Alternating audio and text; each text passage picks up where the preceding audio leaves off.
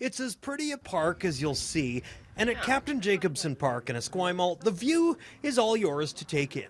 But that's about all you're allowed to take. Brad McLeod lives nearby, and just after midnight Friday night, Saturday morning, he heard a rustling in the bushes by the fence line. All of a sudden started hearing cracks and smash, crack.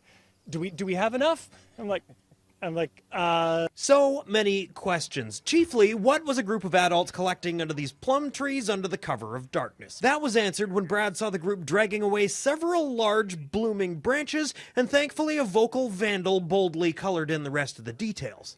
And they said, it's for a wedding at the Rosemead House.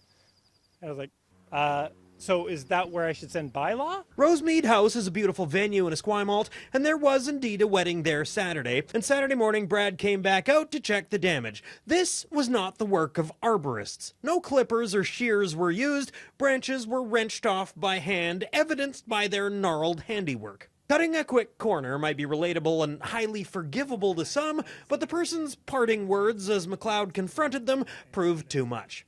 And then that's when, oh, cry your little tears. And also, no one will notice.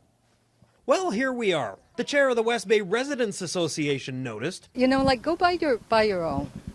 Don't destroy our trees for it. Respect our community. Esquimalt's mayor noticed too. Our staff are going to be looking into the situation, and there are consequences to doing damage. My family reported it to bylaw on Saturday.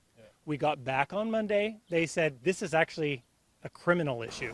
Rosemead House noticed. There was Facebook uproar, and Rosemead House said in part they were saddened to hear about the damage to the trees and confirmed no improperly sourced materials were used for the wedding. They did confirm some branches were brought to the venue by the wedding party. Those were not used in the decor and were composted. This photo, provided by an anonymous source to Facebook Saturday, shows this tablescape. Clearly not a case of poor taste, just poor choices. You don't want to cancel anybody. You don't want to ruin anyone's special day. So unless you're this bee making off with some park pollen, what grows in the park stays in the park. And if you see these being clipped for someone's lapel, Please do make a complaint. a little thing, but a big thing.